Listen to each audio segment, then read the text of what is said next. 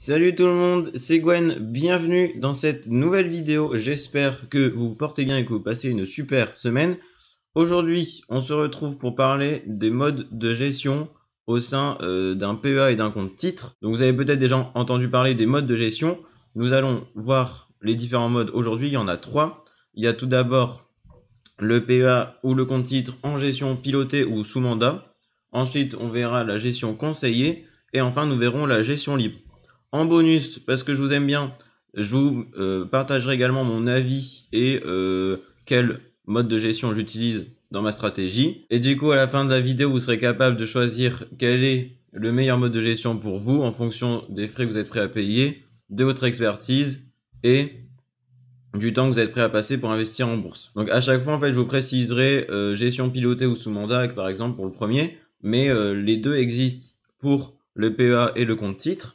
Par contre, du coup, il y a certains brokers qui vont pas proposer les 3 modes de gestion. Souvent, vous aurez que le mode de gestion libre qui est le plus courant et il n'y aura pas tout le temps forcément les 3 modes de gestion.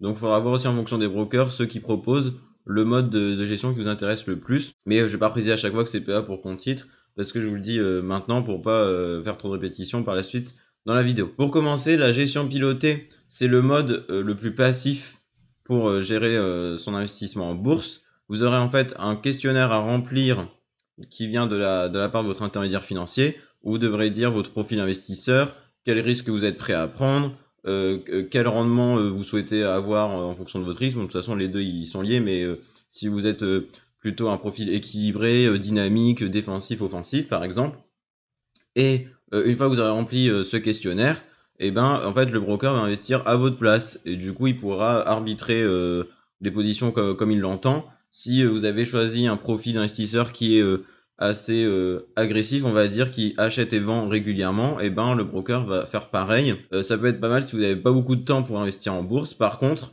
faut que vous ayez vraiment confiance en votre intermédiaire financier et en la personne qui investit à votre place.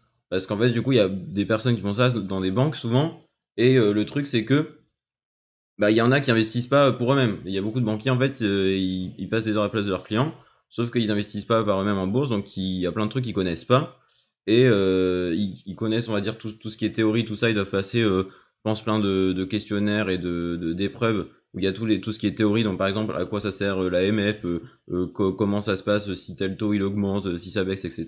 Mais dans la pratique, vous savez toujours qu'il y a une différence entre la théorie et la pratique. Et même si on sait tout sur la théorie, mais qu'on n'a jamais investi pour soi-même et qu'on le fait pour les autres, on peut avoir des résultats un peu hasardeux. Vous en doutez également, mais du coup, c'est le mode de gestion avec le plus de frais, parce que déjà, il faudra payer le broker et la personne qui investit à votre place, mais aussi, il va passer des ordres assez régulièrement, donc il faudra aussi payer les frais des ordres. Donc, il faut voir aussi si vous êtes prêt à payer autant de frais pour votre investissement en bourse, ou si vous voyez, en fait, vous avez assez de temps pour apprendre par vous-même, faire par vous-même, et ben, vous pourrez réduire drastiquement les frais et investir à votre compte. Parce qu'en fait, c'est vrai que souvent les frais, ça peut, même si c'est par exemple 1% ou 2%, c'est déjà énorme.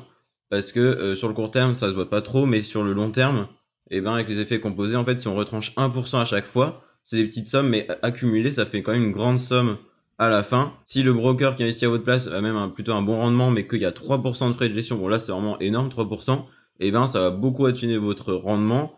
Et en fait, faut vraiment que le broker il fasse un rendement de taré pour compenser quoi. Donc c'est quasiment impossible. Comme il y a beaucoup de plus de frais, il faudra s'attendre à avoir une moins bonne performance qu'avec les autres modes de gestion.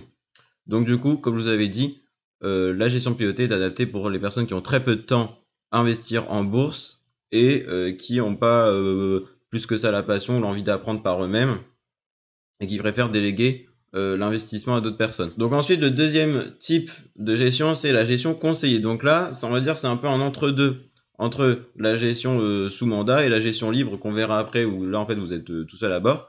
Dans la gestion conseillée, en fait, c'est vous qui investissez, mais le broker vous envoie une liste d'actions qui correspond à aux objectifs, à votre situation financière et à ce que vous avez envie de faire.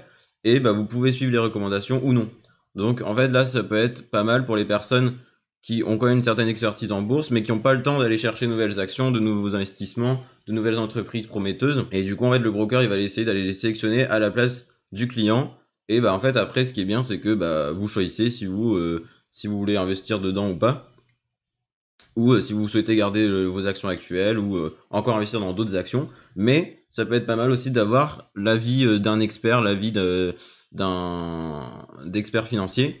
Même si je vous disais, du coup, faut bien s'assurer que les personnes, elles savent de quoi elles parlent et dans quoi elles investissent, parce que si elles investissent jamais et qu'elles vous recommandent des trucs, bon, c'est un peu chiant, quoi. Au niveau des frais, du coup, ce sera aussi intermédiaire, parce que ça prendra moins de temps au broker, parce que c'est juste des conseils qui vous fournit, il passe pas les ordres à votre place. Donc pour terminer la gestion libre, cette fois-ci vous êtes vraiment tout seul à bord, vous êtes le seul responsable de vos investissements et vous gérez tout vous-même.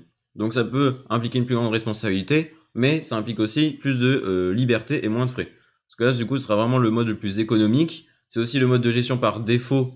Donc là en fait ce mode de gestion il sera disponible vraiment sur tous les brokers parce que c'est le plus courant tout simplement. Petit conseil, plusieurs petits conseils. Faudra que vous pensiez à bien diversifier vos actions si vous investissez en gestion libre.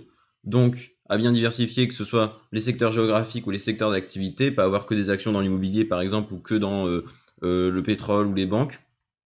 Parce que si les taux d'intérêt plongent, par exemple, et qui baissent drastiquement, pour les banques ce sera pas du tout bon. Par contre, pour l'immobilier, ce sera excellent. Mais en fait, le mieux, c'est d'aller équilibrer tout ça. Donc, si par exemple, vous avez une action dans les banques et une action dans l'immobilier, eh ben, quand les taux d'intérêt se mettent à monter, c'est bon pour les banques parce que ça leur fait plus de bénéfices. Donc, votre action financière va augmenter. Pour l'immobilier, le cours de l'action va baisser parce que leur prêt sera plus important. Mais en fait, du coup, ça va pouvoir compenser. Et du coup, en fait, on a un truc équilibré. Alors que si vous avez tout dans le même panier, dans le même domaine, s'il y a une grosse crise d'un coup ou des intérêts qui baissent d'un coup, ça va faire baisser tout votre portefeuille d'un seul coup. Ça peut vous faire paniquer, ça peut vous faire perdre plein d'argent sur le court terme, quoi, sur le moment. Donc, c'est bien important de diversifier. Je vous conseille entre 10 à 25 lignes d'actions différentes maximum, parce qu'au-dessus de 25, ça sert à rien d'en avoir encore plus, parce que vous serez un peu trop éparpillé, vous aurez moins de rendement et il y aura presque pas de différence au niveau de la volatilité de votre portefeuille. Au-dessus de 25 actions, en fait, vous aurez une dilution du risque beaucoup moins importante. Et donc bien sûr aussi pour avoir le mode de gestion libre, je vous conseille aussi de bien vous former en amont, parce que là, comme vous êtes vraiment tout seul à bord, faut bien savoir dans quoi vous investissez et ouais, c'est ça, en fait, faut être un peu du coup responsable de tout ce qu'on fait, parce qu'en vrai l'argent finalement souvent, mais on dépense pas mal d'énergie pour en recevoir et ça peut servir à plein de choses. Ça peut changer notre vie, donc c'est pour ça que c'est important de bien en prendre soin. On va passer directement sur mon avis sur les différents modes de gestion. Personnellement, moi je préfère engager ma propre responsabilité et si jamais je rate un investissement, je pourrais m'en prendre qu'à moi-même et comme ça, en fait, j'aurais moins de regrets ou pas de regrets par rapport à si je confie la gestion à un broker et qui fait n'importe quoi avec mon argent, là j'aurais dû me dire ah oui, j'aurais pu le faire moi-même, ça aurait été mieux, etc.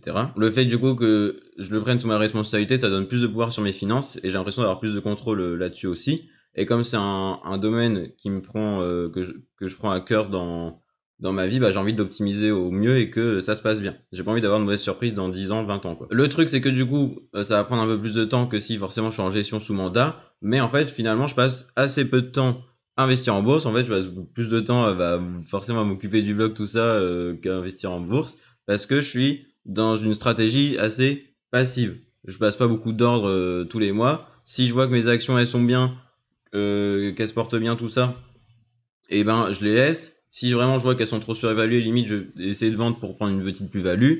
Mais si par exemple je vois que même ça baisse pas mal, mais que les actions restent assez sous-évaluées, que le PER est assez faible et que le potentiel sur 3 mois il est assez intéressant, je vais pas me prendre la tête, je vais garder mes actions. En fait, il faudrait vraiment qu'il y ait un drame national dans la société ou que il y ait un truc catastrophique pour que je vende en catastrophe, quoi, on va dire.